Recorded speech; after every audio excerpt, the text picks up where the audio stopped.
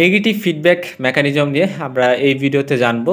তো negative feedback mechanism কি সেটা যদি বলতে চাই, এখানে অনেক সুন্দর করে একটা বড় ডেফিনেশন দেওয়া আছে। আসলে আমি যখন নতুন ফার্স্ট ইয়ারে আসছিলাম, এই যে নেগেটিভ ফিডব্যাক মেকানিজমটা, এটা না মানে ডেফিনেশনটা আমি যখন অনেকগুলা আইটেম দিয়ে ফেলছি তখনও না ভালো করে মানে বুঝতে পারিনি যে অ্যাকচুয়ালি নেগেটিভ ফিডব্যাক মেকানিজমটা কি। সো আমি ট্রাই করব খুব সুন্দর করে বিষয়টা বুঝিয়ে দিতে। শুরুর কথা যে নেগেটিভ ফিডব্যাক মেকানিজম মানে হচ্ছে যে আচ্ছা আমার বডি তো একটা নিয়ারলি কনস্ট্যান্ট কন্ডিশন মেনটেন করে রাখা উচিত। যে আমার ব্লাড প্রেশার নর্মাল হচ্ছে গিয়ে আমি ধরলাম 120, তো ব্লাড প্রেশার হচ্ছে হয়তো বা আমি 130-এ রাখবো, বা আমি হয়তো বা 125-এ রাখবো, বা 115-তে রাখবো, ঠিক আছে। আমি এটাকে 140, 150 এই জায়গায় যাইতে দিব না। তো এই যে মানে কনস্ট্যান্ট যে জায়গাটা বা একটা ফিক্স জায়গা যে 120 বা এটার আশেপাশে নিয়ারলি 120, এই জায়গায় আমার রাখতে হবে ভ্যালুটাকে। এটার থেকে বেশিও হইতে দেওয়া যাবে না, কমও হইতে দেওয়া যাবে না। যদি বেশি হয়ে যায় তাহলে সেটা কমায় আমার 120-এর কাছাকাছি নিয়ে আসতে হবে। যদি কম হয়ে যায় অনেক, তাহলে সেটা বাড়ায় 120-এর কাছাকাছি নিয়ে আসতে হবে। সো এই যে বিষয়টা, এটাকে আমরা বলি নেগেটিভ ফিডব্যাক মেকানিজম। কমলে আমরা সেটাকে বাড়ায় নর্মালের কাছে আনার ট্রাই করব, বাড়লে সেটাকে কমায় কিন্তু নর্মালের কাছে আনার ট্রাই করব, ঠিক আছে। বাট পজিটিভ ফিডব্যাক মেকানিজম কি? পজিটিভ ফিডব্যাক মেকানিজম মানে হচ্ছে একটা জিনিস বাড়ছে সেটাকে আরও বাড়াই দিচ্ছে পজিটিভলি, রাইট? একটা জিনিস কমছে সেটাকে আরও কমাই দিচ্ছে। তো পজিটিভ ফিডব্যাক মেকানিজম নিয়ে অনেকটা ভিডিওতে আলোচনা করা হয়েছে, ওই ভিডিওটা দেখে নিবা। এখন কথা হচ্ছে নেগেটিভ ফিডব্যাক মেকানিজম মানে কি, সেটা আমি অলরেডি বলছি। তো এখানে আমি ডেফিনেশনটা আসবো, আমি ডেফিনেশনটা সবার লাস্টে আসবো, তাইলে বুঝতে সুবিধা হবে। সো আমি এখানে ফার্স্টে এক্সাম্পলগুলোর কথা বলবো যে আচ্ছা আমাদের বডিতে যে ব্লাড প্রেশার আছে, এই ব্লাড প্রেশারগুলো যে রেগুলেশন বা ব্লাড প্রেশার কন্ট্রোল, বাড়লে ব্লাড প্রেশার যদি বেড়ে যায় তাহলে কিভাবে কমাইতে হয় বা কমলে কিভাবে বাড়তে হয়, সেই যে রেগুলেশন সিস্টেমটা, এটা একটা নেগেটিভ ফিডব্যাক মেকানিজমের উদাহরণ। আমাদের বডিতে বেশিরভাগ কাজ বা যা হয় বা বেশিরভাগ জিনিসপাতি কিন্তু নেগেটিভ ফিডব্যাকের মাধ্যমে কাজ করে। আমাদের কন্ট্রোল সিস্টেম মেইনলি নেগেটিভ ফিডব্যাকের মাধ্যমেই কাজ করে। পজিটিভ ফিডব্যাক জাস্ট কিছু ক্ষেত্রে হয়। পরবর্তীতে হচ্ছে কার্বন ডাইঅক্সাইড কনসেন্ট্রেশন থেকে শুরু করে ওয়াটার ব্যালেন্স মেনটেন করা, বা অ্যাসিড বেস ব্যালেন্স মেনটেন করা, অথবা আমরা যদি বলি ইলেকট্রোলাইট ব্যালেন্স মেনটেন করা, অথবা আমরা যদি বলি যে থার্মোরেগুলেশন করা বা টেম্পারেচার মেনটেন করে, সব কিছু কিন্তু নেগেটিভ ফিডব্যাকের উদাহরণ, বা আমরা বলতে পারি এটার এক্সাম্পল। আচ্ছা যাই হোক, এখন আমরা যেটাতে আসবো সেটা হচ্ছে যে ব্লাড প্রেশার আসলে আমাদের বডি কীভাবে মেনটেন করে, ঠিক আছে। তো আমি না আসলে জাস্ট একটা বেসিক ধারণা দেওয়ার ট্রাই করবো। এইগুলো তো আমরা পরবর্তীতে ডিটেলসে জানবো। আমরা জাস্ট যে জিনিসটা এখানে বলতে চাচ্ছি যে আমি ধরলাম যে একজন পার্সন, তার কি হয়েছে, তার হচ্ছে ব্লাড প্রেশার বেড়ে গেছে।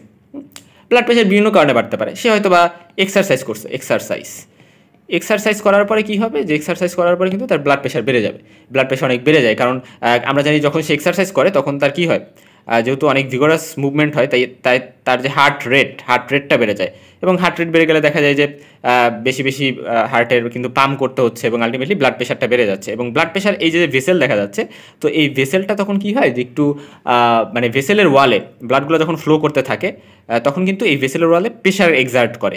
তো ব্লাড প্রেশার অ্যাকচুয়ালি মানে কি, যে ব্লাড ভেসেলের যে ওয়াল আছে বা দেয়াল আছে, এই দেয়ালে সে কী করবে, এই দেয়ালের উপরে সে হচ্ছে প্রেশার দিবে ব্লাডগুলা, যে ব্লাডগুলো এর মধ্যে দিয়ে লুমেনের মধ্যে দিয়ে চলাচল করতেছে। তো যখন প্রেশারটা আসলে এক্সার্ট করবে তখন এই জায়গায় যে প্রেশারটা অনুভূত হয় সেটাকে আমরা ব্লাড প্রেশার বলি। তো নর্মালি যখন এরকম হচ্ছে যে আচ্ছা প্রেশারটা খুবই বেশি হচ্ছে, কারণ এই ভেসেলের মধ্যে দিয়ে ব্লাডগুলো ফ্লো করতে কষ্ট হচ্ছে, প্রেশার বেড়ে যাচ্ছে, তখন এই ভেসেলের গায়ে কিছু নার্ভ ইন্ডিংস থাকে, যেটাকে আমরা বলি হচ্ছে ব্যারো রিসেপ্টর। কি বলি? Barrow receptor. এই যে ব্যারো রিসেপ্টরগুলো থাকে, এগুলো মিললে এক ধরনের প্রেশার সেন্সিটিভ রিসেপ্টর। যদি প্রেশার বেড়ে যায় তাহলে এই রিসেপ্টরগুলো টের পায়, এবং টের পেয়ে এরা কী করে, এরা ব্রেনে সিগন্যাল দিয়ে দেয়। ব্রেনে সিগন্যাল দিয়ে বলে যে আচ্ছা প্রেশার বেড়ে গেছে, এখন কাজ করো। তখন ব্রেনের যে হাইপোথ্যালামাস আছে, সেই হাইপোথ্যালামাস কী করবে, হাইপোথ্যালামাস হচ্ছে মেইনলি আমাদের যে প্যারাসিম্পেথেটিক নার্ভাস সিস্টেম আছে সেটাকে অ্যাক্টিভেট করবে। আচ্ছা এই বিষয়গুলো আমাদের কাছে নতুন হতে পারে যে প্যারাসিম্পেথেটিক নার্ভাস সিস্টেম আবার কি, নতুন ফার্স্ট ইয়ারে এসে আসলে এই জিনিসগুলো মনে হবে যে প্যারাসিম্প্যাথেটিক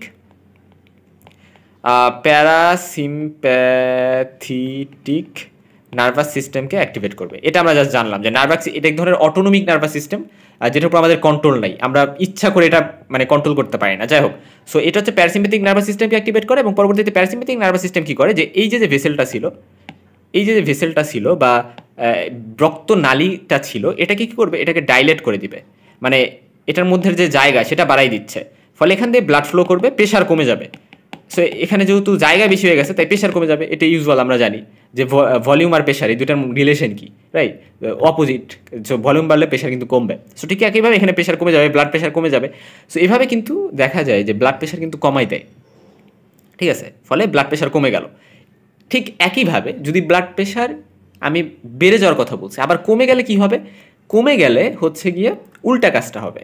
আমি ধরলাম যে ব্লাড প্রেশার যেটা, ব্লাড প্রেশার হচ্ছে কমে গেছে, তো কমে যাওয়ার ফলে কি হবে, কমে গেলে কমে যাওয়া মানে তার ভেসো ডাইলেটেশন হয়ে আছে, তো এখন আমাদের এটাকে বাড়াইতে ভেসো কনস্ট্রিকশন করা লাগবে, উল্টা কাজ করতে হবে। তো এই ক্ষেত্রে দেখা যাবে যে সিম্পেথেটিক নার্ভাস সিস্টেম নামে একটা নার্ভাস সিস্টেম আছে, সেটা অ্যাক্টিভেটেড হবে, মানে এই ব্রেনের সহযোগিতায় আলটিমেটলি এটা অ্যাক্টিভেটেড হলে কী হবে, এই ভেসেল কনস্ট্রিকশন হয়ে যাবে, ন্যারো হয়ে যাবে।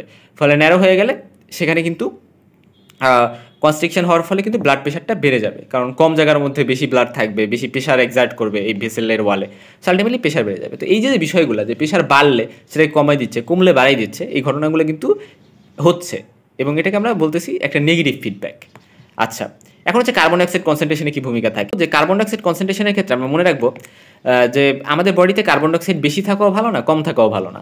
তো ধরলাম যে partial pressure of carbon dioxide বা কার্বন ডাইঅক্সাইড বডিতে হচ্ছে কমে গেছে, বা ইসিএফ যেটা বডিতে বলতে আমরা মেইনলি ইসিএফ বা এক্সট্রাসেলুলার যে ফ্লুইড থাকে, হোমিওস্টেসিস পড়ার সময় আমরা এটা জানছি এক্সট্রাসেলুলার ফ্লুইড কি, রাইট, যে সেলের বাহিরে যে ফ্লুইডগুলো আছে। তো সেখানে আমি ধরলাম যে কার্বন ডাইঅক্সাইড কমে গেছে, এবং এখানে যদি কার্বন ডাইঅক্সাইড কমে যায় তাহলে কী হবে অ্যাকচুয়ালি, আমরা যদি একটু চিন্তা করি, একটু ওয়াইসলি চিন্তা করি যে কার্বন ডাইঅক্সাইড কমে গেলে কী হচ্ছে। কার্বন ডাইঅক্সাইড কমে গেলে আমাদের যে রেসপিরেটরি সেন্টারটা আছে, ব্রেনের রেসপিরেটরি সেন্টার থাকে, রেসপিরেটরি সেন্টার, এই রেসপিরেটরি সেন্টারটা ইনহেবিটেড হয় বা ইনহেবিটেড হবে, ফলে যেটা হবে যে পালমোনারি ভেন্টিলেশন এটাও কমে যাবে। পালমোনারি ভেন্টিলেশন কমে গেলে যেটা হবে যে কার্বন ডাইঅক্সাইড তো কমে গেছে, ফলে কার্বন ডাইঅক্সাইডের লেভেলটা একটু কমা থেকে বাড়বে, হ্যাঁ, অর্থাৎ বেশি বেশি কার্বন ডাইঅক্সাইড কিন্তু ভিতরে ইন্টার করার মানে পসিবিলিটি বেড়ে যাবে, মানে ব্যাপারটা হচ্ছে কার্বন ডাইঅক্সাইড কমছিল সেটা বেড়ে যাবে, হ্যাঁ, যদি আমি পালমোনারি ভেন্টিলেশনটাকে কমাই দিই। ভেন্টিলেশন মানে কি, শ্বাস প্রশ্বাস, এই যে শ্বাস প্রশ্বাস হচ্ছিল, শ্বাস প্রশ্বাসের মাধ্যমে আমরা যে নর্মাল কাজ করি সেটাকে কমাই দেওয়া হবে, আর সেটাকে যদি কমাই দেওয়া হয় তাহলে কার্বন ডাইঅক্সাইড বেড়ে যায়, এটা এই জিনিসটা আমরা মাথায় রাখবো, ঠিক আছে। তো ঠিক একইভাবে যদি এমন হয়, উল্টা জিনিসটা হয় যে আচ্ছা partial pressure of carbon dioxide এটা এবার বেড়ে গেছে, বা কার্বন ডাইঅক্সাইড বেড়ে গেলে যেটা হবে যে রেসপিরেটরি সেন্টারটা স্টিমুলেটেড হবে, রেসপিরেটরি সেন্টার যেটা আছে ব্রেইনে, সো এটা যদি স্টিমুলেটেড হয় তাহলে এইবার ভেন্টিলেশনটাকেও বাড়াই দিবে। ভেন্টিলেশন, পালমোনারি যে ভেন্টিলেশন আছে বা শ্বাস প্রশ্বাসটা সেটাকে বাড়াই দিবে, এবং বাড়াই দেওয়ার ফলে যেটা হবে কার্বন ডাইঅক্সাইড যেহেতু ব্লাডে বেশি আছে বা আমাদের বডিতে বেশি আছে, এটা হচ্ছে বেশি বেশি বডি থেকে বের হয়ে যাবে, কারণ আমার এত কার্বন ডাইঅক্সাইডের দরকার নেই, সো বের হয়ে যাবে। কেন বের হয়ে গেছে, কারণ আমি বেশি বেশি ভেন্টিলেশন করতেছি, সেই জন্য বের হয়ে গেছে, হ্যাঁ। আর আগেরবার কী হয়েছিল, আগেরবার হচ্ছে কার্বন ডাইঅক্সাইড কমে গেছিলো, সো কমে যাওয়ার ফলে আমার কি দরকার, কার্বন ডাইঅক্সাইড বেশি বেশি দরকার, এই জন্য আমি ভেন্টিলেশন কিন্তু কমাই দিছিলাম, সো এই জিনিসটা ইম্পর্টেন্ট। আচ্ছা, ঠিক আছে। সো এরপরে আমরা ওয়াটার ব্যালেন্স নিয়ে একটু জানি, যেটাকে আমরা অসমোরেগুলেশন বলে থাকি। যে সাধারণত আমরা জানি যে ওয়াটার ব্যালেন্স এর ক্ষেত্রে কী হয়, যে আমরা H2O, এই H2O যদি এমন হয় যে ব্লাডে ধরলাম H2O বেড়ে গেছে, ঠিক আছে, তো H2O ব্লাডে বেড়ে গেছে, তখন কি হবে যে পানি যদি ব্লাডে বেড়ে যায়, তখন আমরা জানি ADH একটা হরমোন আছে, অ্যান্টি ডায়াবেটিক হরমোন। তো এইটা হরমোনটা ব্রেইনের যে পিটুইটারি গ্ল্যান্ড আছে সেখানের সাথে অ্যাসোসিয়েটেড আমরা জানি। আচ্ছা, যাই হোক, সেখান থেকে সিক্রেটেড হয় পোস্টিরিয়র পিটুইটারি। আচ্ছা, তো এই ADH হরমোনটা এর কাজ কি? ADH হরমোনটার কাজ হচ্ছে যেটা পানির যে রিঅ্যাবজর্পশন বা পানি, এই যে ধরলাম আমি কিডনির টিবিউলস, এই কিডনির টিবিউলস থেকে পানিকে ব্লাডে বেশি বেশি পাঠাই দিবে, মানে পানিকে রিঅ্যাবজর্পশন করবে। কিন্তু আমি যদি ADHটাকে কমাই দিই, এডিএসের অ্যাকশনটাকে আমি কমাই দিলাম, এডিএসের অ্যাকশনটাকে যদি আমি কমাই দিই তাহলে পানি বাইরে যাইতে পারবে না, পানি কী হবে, বেশি বেশি এক্সক্রিটেড হয়ে যাবে। এক্সক্রিটেড হয়ে গেলে আমার বডিতে কিন্তু পানি বা ব্লাডে কিন্তু পানি কমে যাবে, কারণ কমে যাবে বলতে নর্মালে আসবে, পানি তো বেড়ে গেছিলো অনেক। সো নর্মালে আসাটা ইম্পর্টেন্ট, কারণ পানি যদি ফ্লুইড যদি ওভারলোড হয়ে যায় ব্লাডে তাহলে ব্লাড প্রেশার বেড়ে যাবে, অনেক প্রবলেম হবে। ঠিক একইভাবে উল্টা কাজটাও সত্য, যদি এমন হয় যে পানি কমে গেছে, কমে গেলে এডিএসটা স্টিমুলেটেড হবে, এই ক্ষেত্রে এডিএসটা কমবে না, তখন এডিএসটা বাড়বে। এডিএস বাড়লে বেশি বেশি পানি কিন্তু মানে রিঅ্যাবজর্ব হবে বা ব্লাডে চলে যাবে, মানে প্রসাব দিয়ে বেরোই যাবে না, এক্সক্রিটেড হয়ে যাবে না। সো এই জিনিসটা ইম্পর্টেন্ট। আচ্ছা, তারপর হচ্ছে অ্যাসিড বেস ব্যালেন্স। ঠিক একইভাবে অ্যাসিড বেস ব্যালেন্সও কিন্তু আমাদের কিডনির মাধ্যমে নেগেটিভ ফিডব্যাকের মাধ্যমে ম্যানেজ হয়, কারণ এই যে যতগুলো এক্সাম্পল আমরা বললাম এগুলোতে কী হচ্ছে, কমলে বাড়াচ্ছে, বাড়লে কমাচ্ছে, এবং এইগুলোর মাধ্যমে একটা হোমিওস্টেসিস বা নর্মাল অবস্থায় নিয়ে আসার ট্রাই করতেছে। ইলেকট্রোলাইট ব্যালেন্স, আমরা জানি বিভিন্ন ইলেকট্রোলাইটে সোডিয়াম, পটাশিয়াম, ক্যালসিয়াম থেকে শুরু করে এই বিভিন্ন যে ইলেকট্রোলাইটগুলো আছে এগুলোর যে ব্যালেন্স, সেলের মধ্যে সেলের মধ্যে আমরা জানি পটাশিয়াম বেশি থাকে, ঠিক আছে, সেলের বাহিরে আমরা জানি হচ্ছে সোডিয়াম বেশি থাকে।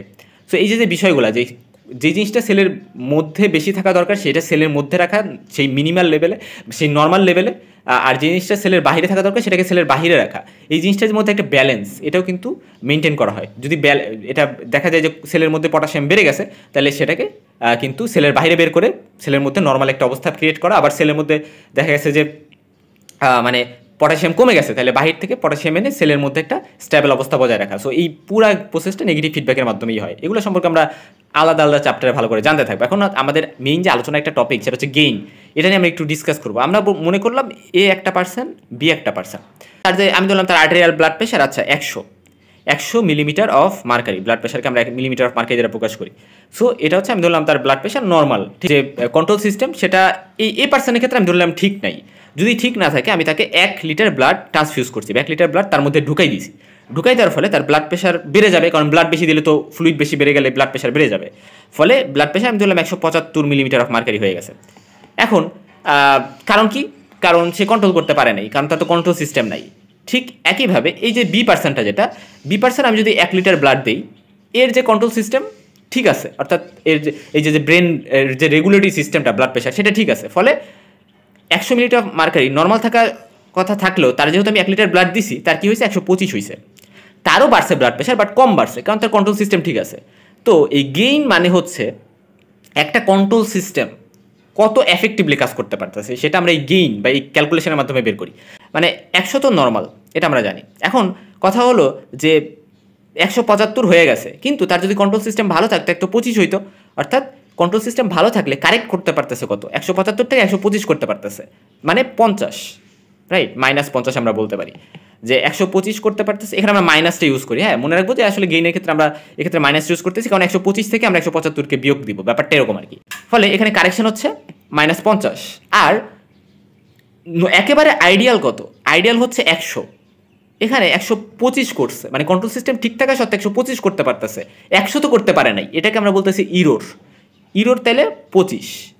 বিষয়টা বোঝা গেছে? তো কারেকশন মানে কি? কারেকশন মানে হচ্ছে যার কন্ট্রোল সিস্টেম ঠিক নাই, অর্থাৎ 175 আছে, এখন কন্ট্রোল সিস্টেম ঠিক থাকা পার্সন সে কত করছে? সে হচ্ছে 125 করছে। সো এদের মধ্যে যে ডিফারেন্সটা, এটাই হচ্ছে কারেকশন। আর ইরোর মানে হচ্ছে একেবারে আইডিয়াল যেটা, সেটার সাথে যার কন্ট্রোল সিস্টেম ঠিক আছে তার যে ডিফারেন্সটা। সো এটা হচ্ছে ইরোর। সো এই জিনিসগুলো একটু কনফিউজিং মনে হতে পারে, বারবার দেখলে বোঝা যাবে। আচ্ছা, এখানে হচ্ছে ক্যালকুলেশনটা দেখানো হয়েছে যে আচ্ছা, তো কারেকশন কি, ইরোর কি, হ্যাঁ। তো কারেকশন, ইরোর জিনিসগুলো আমরা বুঝছি, গাইটেন অ্যান্ড হল থেকে এটা আমরা আসলে ভালো করে পড়ে নিব, তাহলে আমাদের জন্য সুবিধা হবে। সো কারেকশন, ইরোর বের করে আমরা গেইন বের করলাম, গেইন -2 হয়েছে। তো সাধারণত বলা হয় যে মাইনাস চিহ্নটা আমরা এমনি গেইনই ইউজ করি। দেখা যায় যে থার্মোরেগুলেটরির যে সিস্টেম বা তাপমাত্রা মেনটেন করার যে সিস্টেমটা, সেখানে গেইনের মান হয় -33, ঠিক আছে। সো অ্যাকচুয়ালি যেই সিস্টেমের যে গেইন, এই গেইনের মান যত বেশি, সেই সিস্টেমের মানে ক্যাপাসিটি বা এফেক্টিভনেস তত বেশি, সেই সিস্টেমটা তত বেশি অ্যাকুরেট, হ্যাঁ। তো এটাই হচ্ছে কথা, যে it is the degree of effectiveness with is a control system maintains constant condition বা হোমোস্টেসিস মেনটেন করে একটা কন্ট্রোল সিস্টেম যত এফেক্টিভনেসের সাথে, সেটা আমরা আসলে মেজার করি এই গেইন দ্বারা। তো গেইন যত বেশি হবে, ওই সিস্টেমটা বা ওই কন্ট্রোল সিস্টেমটা তত বেশি এফেক্টিভ। এটা একটা কন্ট্রোল সিস্টেম এর মেজারমেন্ট, যে কন্ট্রোল সিস্টেমটা কত ভালো, ঠিক আছে। সো আশা করি আমি বুঝাইতে পারছি কিছু একটা না, ভালোই। এরপরে হচ্ছে গাইটেন অ্যান্ড হলটা একটু খুলে দেখলে আমার কাছে মনে হয় যে কনসেপ্টটা আরও সহজ হবে, হ্যাঁ।